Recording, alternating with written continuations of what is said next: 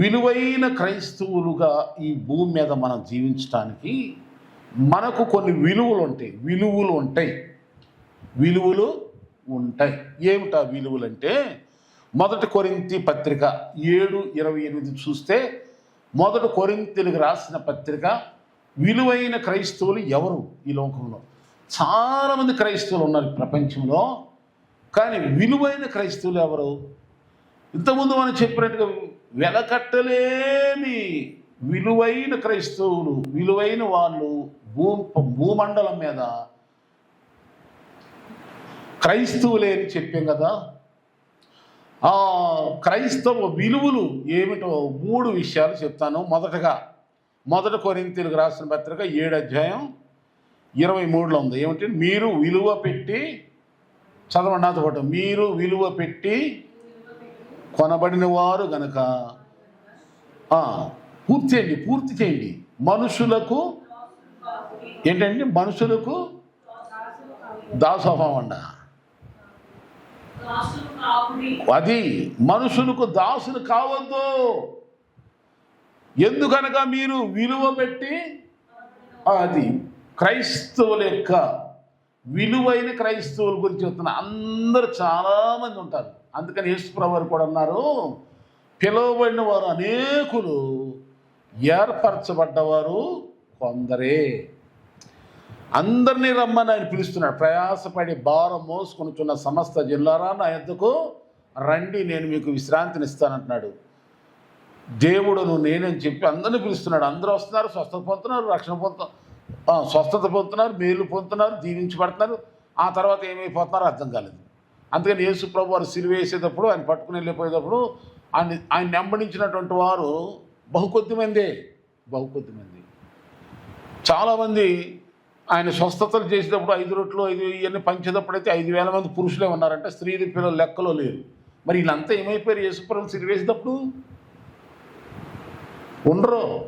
అందుకని ఇప్పుడు కూడా నేటి దినాల్లో కూడా చాలామంది స్వస్థతలు పొందేవాళ్ళు ఉంటారు, మేలు పొందేవాళ్ళు ఉంటారు.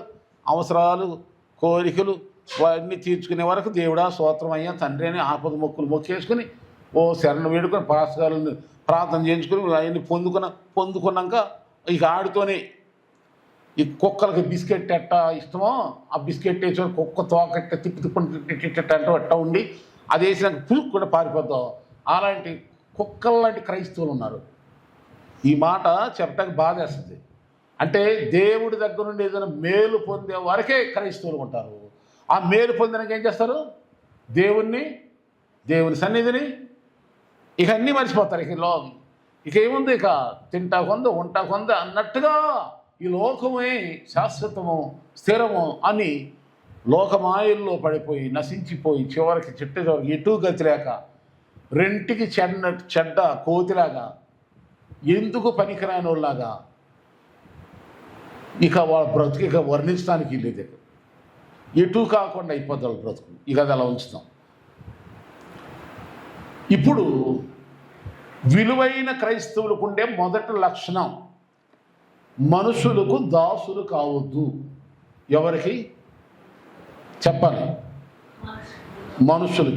మనుషులకి దాసులుగా ఎలా అవుతామంటే 7 విషయాలు ఉన్నాయి, కానీ 3 చెప్తా. ముచ్చటగా 3 విషయాలు గుర్తు చేస్తాను. మనుషులు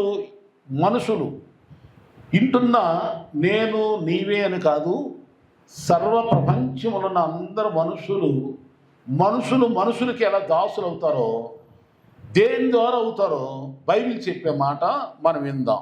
మొట్టమొదటిగా మనము చూస్తే మొదటి కొరింథీయులకు రాసిన పత్రిక 10:31 ఏముందంటే 10:31, కాబట్టి మీరు భోజనము చేసినను పానము చేసినను మీరేమి చేసినను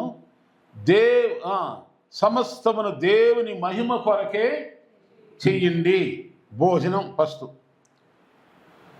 కనుక చూడండి, చాలా మందికి తెలుసు మీటింగ్ అయినాక ఈటింగ్ ఉందంటే సీటింగ్ అంతా టైటింగ్ అయిపోద్దంట. అర్థమైందో లేదో? భోజనాలు ప్రార్థనలు ఉన్నాయి అంటే జనం ఏం చేస్తారు? కటకట వచ్చేస్తారు. భోజనాలు మీటింగ్లు ఎక్కడన్నా ఉన్నాయంటే ఉచితంగా ఏదన్నా గవర్నమెంట్ వాళ్ళు ఎక్కడన్నా దానం చేస్తున్నారు, ఏదన్నా ఇస్తున్నారంటే అక్కడ ఆపగలుగుతారా? జనాన్ని కంట్రోల్ చేయగలరా? పోలీసులు రావాలి అక్కడికి.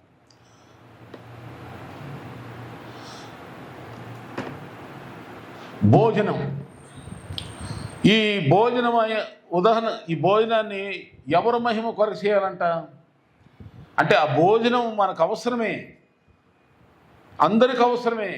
కానీ ఆ భోజనం ద్వారా దేవునికి మహిమ ఉందా? లేకపోతే మనకు ఎవరో వాళ్ళ స్వార్థం కొరకు, వాళ్ళ పేరు ప్రతిష్టల కొరకు, లేకపోతే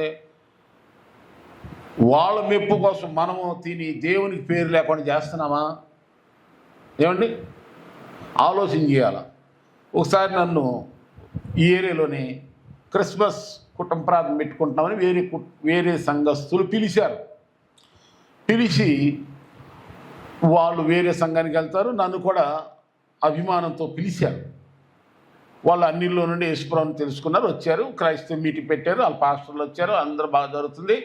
జనం పిచ్చగా వచ్చి పడ్డారు అన్నిళ్ళు అంతా. ఇక నేను అనుకున్నా, నన్ను పిలిచారు కదా, మంచిగా వాక్యం కాసేపు చెప్పొచ్చు, క్రిస్మస్ సందర్భంగా ఎంతోమంది వచ్చారు, చాలా భారంతో కూర్చుంటున్నా. చక్కగా సిద్ధపడి వెళ్ళే వాక్యానికి వెళ్తే వాళ్ళు ప్రార్థన, పాటలు, వాక్యాలు అన్నీ అయిపోయి ముగింపు ప్రార్థన చేశారు. నేను అక్కడే ఉన్నాను కానీ నన్ను పట్టించుకోవట్లేదు పాస్టర్ గారు. పిలిచిన వాళ్ళు ఏమనుకున్నారంట, ఈ పాస్టర్ గారు, ఆ పాస్టర్ గారు తెలుసు కనుక మన పాస్టర్ గారే ఈ పాస్టర్ గారు టైం ఇస్తాడులే, వాళ్ళని చూసుకుంటారులే, మనం ఎందుకని వాళ్ళు ఏం చేస్తున్నారు, ఏం పట్టించుకోకుండా మంచి భోజనం పెడదాంలే వచ్చి పాస్టర్ గారికి అన్నట్టుగా ఎదురు చూస్తారు. ప్రార్థన వాక్యాలంటే ఆ పాస్టర్ గారు చూసుకుంటారులే, వీళ్ళు చెప్పలా. ఆయనకి నన్ను పిలిచిన వాళ్ళ పాస్టర్ గారికి చెప్పలా. పోనీ ఆయనైనా తోటి పాస్టర్ గారు కదా వచ్చాడని గౌరవంతో నన్ను టైము కేటాయించి నాకు ఇవ్వాల. కనీసం ప్రార్థన చేయండి. ఆయన కుళ్ళు పడుతుంది, టీవీ స్పీకరు ఈయనకి టైం ఇచ్చానంటే ఇంతమందిలో నన్ను అసలు లెక్క చేయలేదు. వానికి వాక్యం రాదు. ఆయన ఒక రిటైర్మెంట్ ఉద్యోగి, వాక్యమే లేదు, బైబిల్ ట్రైనింగ్ లేదు, ఏమీ లేదు. ఇక అంత జనంలో నేను వాక్యం చెప్పానంటే అనేక మంది నా వైపు, నా మీద నన్ను పెంచుకుంటారేమో ఆ కుళ్ళుతో, ఆ సూయితో ఆయన ఏం చేశాడు తెలిసి కూడా నాకు టైం లేదు. వీళ్ళు ఏమనుకుంటున్నారు, పాపని తెలియదు వాళ్ళకి, పాస్టర్ గారికి ఆలోచన. ఇక్కడ జరిగింది ఎప్పుడో ఈ మధ్య, పూర్తి వివరాలు చెప్పలే వినండి. అయితే ఎంత అయిపోయిందో ఆమెనందా భోజనాలు చేసుకుంటున్నారు. భోజనాలు వాడు నేను వెంటనే ఇదిగో ఈమెను తీసుకుని వెళ్ళిపోదాం అని చెప్పి కిందకు వచ్చేసాను. కారులో కూర్చుని సార్ వాళ్ళ ఇంటిల్లి పాద మొత్తం అంతా వచ్చి కారు చుట్టేశారు. ఆ బంధువుల్ని వాళ్ళందరూ వదిలేసి పెట్టేశారు. వచ్చిన వాళ్ళని భోంచేయండి అయ్యో మీరు భోజనం చేస్తారని మీకు మంచిగా ఏర్పాటు చేసి భోజనం చేయాలని అంటున్నారు. ఇదేంటి మీరు ప్రార్థనలో మనం పిలిచింది ఎందుకు? మీటింగ్లో నేను ఎవరిని అసలు భోజనం చేయడానికి వచ్చిన వ్యక్తినా? నేను భోజనం కొరకు పిలిచింది. పాప మాకు తెలియక మీరు ఆ పాస్ గారు చూసుకుంటారనుకున్నాం కానీ మాకు తెలియదు. అయ్యారు ప్లీజ్ దయచేసి అమ్మా, నేను వచ్చిన పని చేయకుండా, నేను ఇక్కడ ఏ విధమైన దేవునికి మహిమార్థమైన ఒక్క పని కూడా చేయకుండా, కనీసం ప్రార్థనను చేయకుండా నేను ఒక్క మెతుకు తినేళ్ళ దేవుడు నన్ను ఊరుకోవడం అని చెప్పేసి కారు దిగలేదు, వెంటనే వచ్చేసి. అంటే నా ద్వారా అక్కడ దేవునికి మహిమ ఉందా? మహిమలా లేదు. నా ద్వారా కనీసం చిన్న ప్రార్థన జరగల, ఒక సువార్త మాట వినిపించలా, దేవునికి మహిమ లేదు. నా ఆత్మ పరితాపం కంటే వచ్చి. అందుకని మనం అర్థం చేసుకుందాం.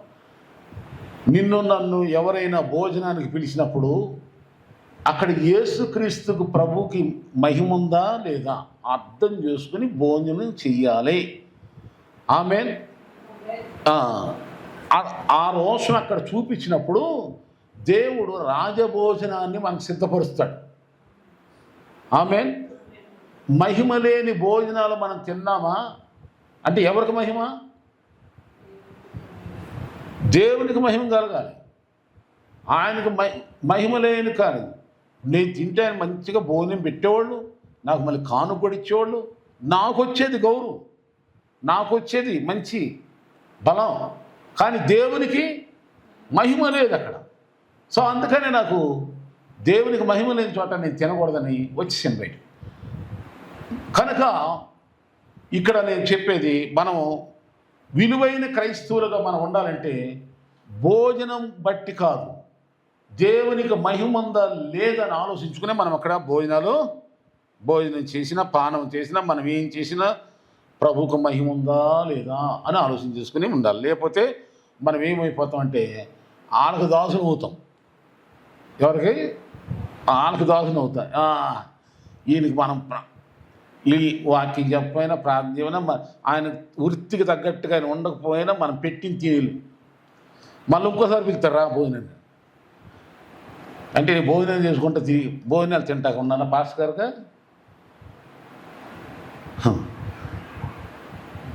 విలువ దేవునికి మహిమ ఉన్నది అక్కడ. అప్పుడు వాళ్ళకు భయం కలుగుద్ది. దేవునికి సేవకుడు, దేవునికి ఇచ్చే గౌరవం, దేవుని మాటలకు విలువకు స్థానం లేదని, దేవుని వాక్యమును వెదజల్లే అవకాశం ఇవ్వలేదని భోజనం మానేసాడు అబ్బా అని భయపడ్డా. అవును, నిన్ను నన్ను చూస్తే అలాగే ఉందుముగాక. ఏమండి, దేవునికి స్తోత్రం. మనం కనుక ఇక రెండో మాట ఏంటంటే, రెండవ విషయం, మన విలువగా క్రైస్తవులకి విలువ ఉండాలంటే భోజనం దగ్గర దేవునికి మహిమ ఉండేలాంటి భోజనం చేయాలి.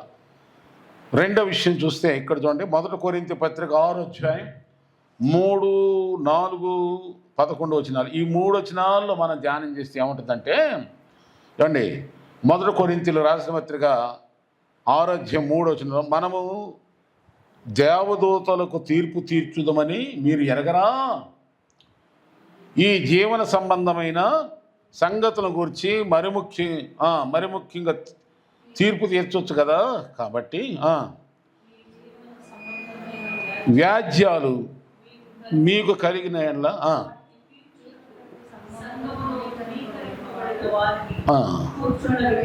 సంఘములో ఎవరంటారు వాళ్ళు తృణీకరించబడిన వాళ్ళకి చెప్తారా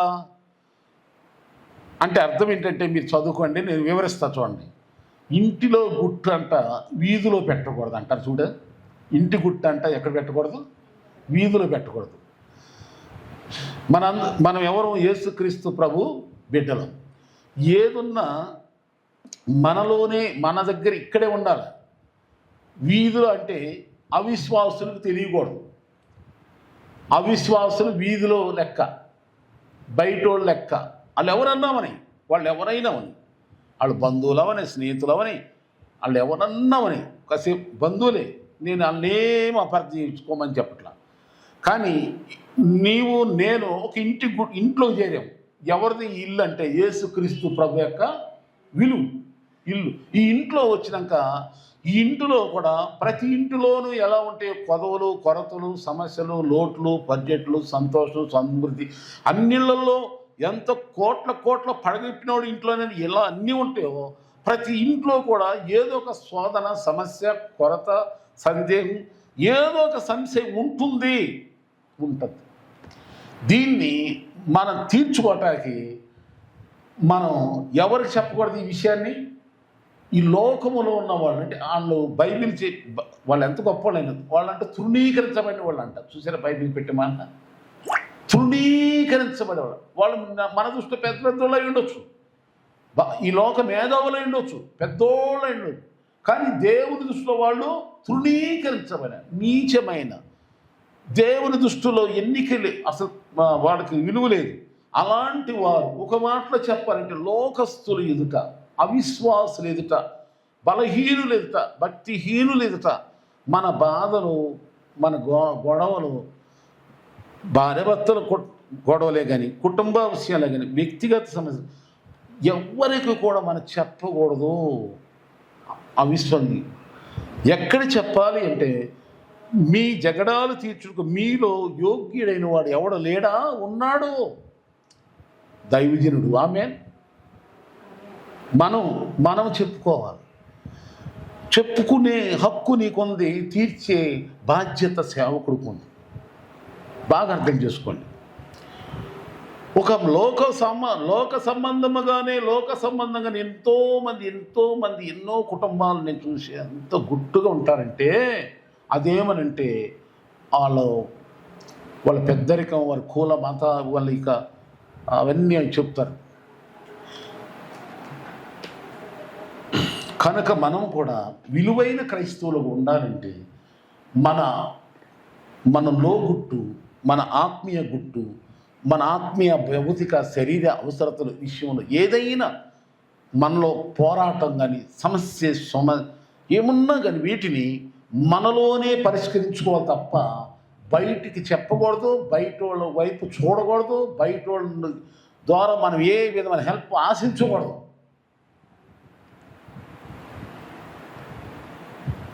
అర్థమైందండి?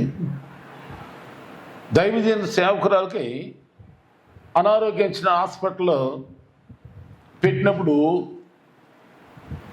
అవిశ్వాసులైన అభిమానులు ఉన్నారు చాలామంది. నాకు ఏనండి, ఇదంతా కూడా ఓపెన్గా అందరికీ తెలిసేలా చెప్తున్నా, తెలుసుకుంటారని. అవిశ్వాసులైనటువంటి అంటే రక్షణ పొందని, దేవుని నమ్మని, దేవుని సన్నిధికి రాని అభిమాన క్రైస్తులు అనకూడదు, అభిమానులు ఉన్నారు. చాలా ప్రేమిస్తారు. ఎప్పుడైనా వాళ్ళు ప్రార్థన చేయించుకుంటారు. చాలా విలువైగా, గౌరవంగా పాదాలకు నమస్కారం చేసి మరి ఎంతో గౌరవం. అలాంటి వారు సేవకురాలు ఉందని తెలుసుకుని, అయ్యగారు మా ఇంటికి మీరు భోజనానికి రండి, అమ్మగారు లేరుగా, హాస్పిటల్ ఉన్నారని విన్నాం అని అంటే, నీకెవరు చెప్పారమ్మా? మాకు తెలిసింది.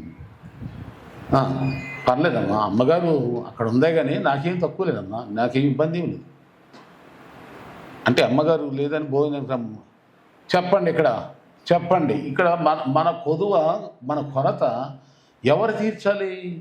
దేవుని బిడ్డలే ద్వారానే నేను తీర్చుకోవాలి. నా అవసరతలు తీర్చాలంటే విశ్వాసులే తీర్చాలి, మీరే తీర్చాలి.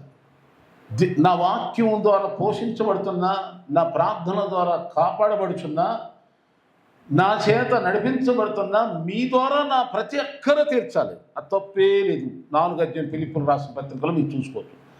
నా ప్రతి అవసరతను, నా యొక్క అన్ని అవసరతలు తీర్చే హక్కు, బాధ్యత, అధికారం, స్వతంత్రం మీకు మాత్రమే ఉంది. నేను పొందుకునే ఆ యొక్క అనుకూలత నాకు ఉంది, అంతే నాకు ఉంది. ఎందుకంటే పనివాడు జీతమునకు పాత్రుడు గనక, మీ కొరకై నేను ప్రయాసపడుతున్నా గనక, మీ ద్వారా నేను ఏ ఫలమైన పొందటానికి నేను దేవుని కృపను బట్టి యోగ్యుడినే. ఆమేన్. నాకైతే ఏమి లేదు.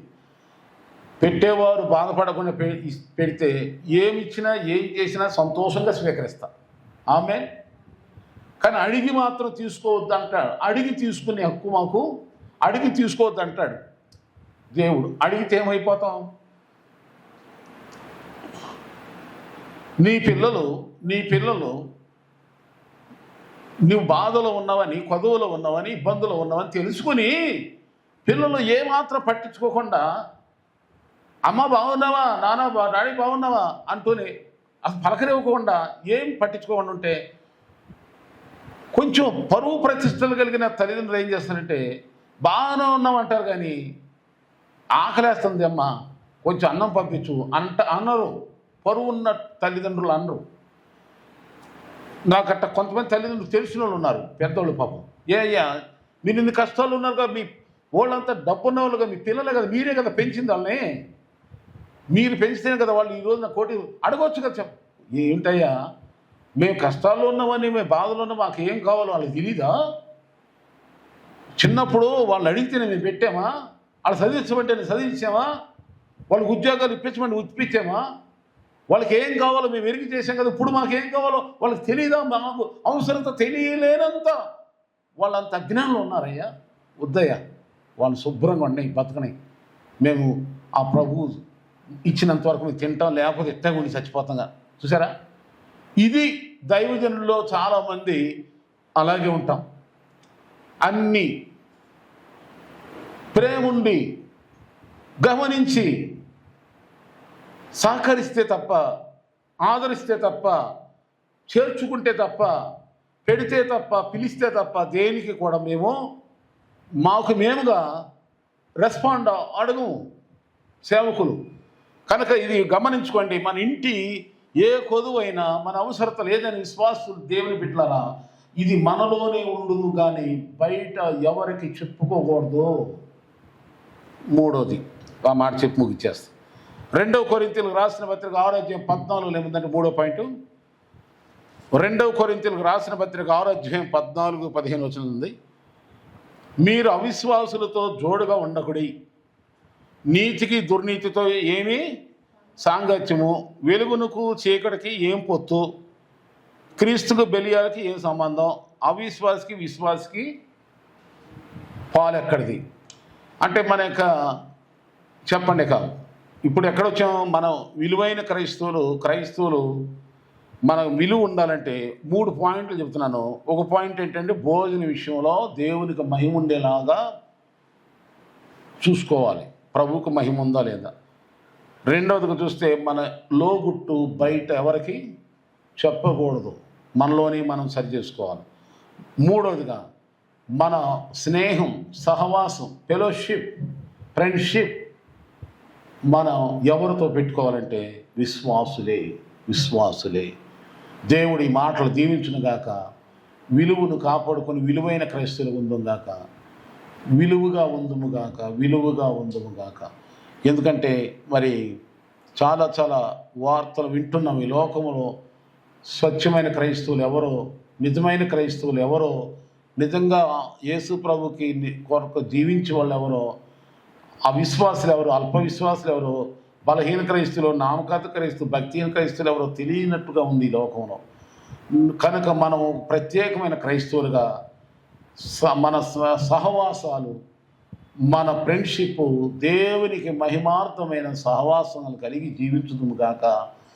అప్పుడే మన విలువను లోకములో దేవుడు పెంచి విలువైన క్రైస్తవులుగా వాల్యుబుల్ క్రిస్టియన్గా దేవుడు మనల్ని ఆశ్రయిస్తాడు. దేవుడు మన అందరినీ దీవించును గాక.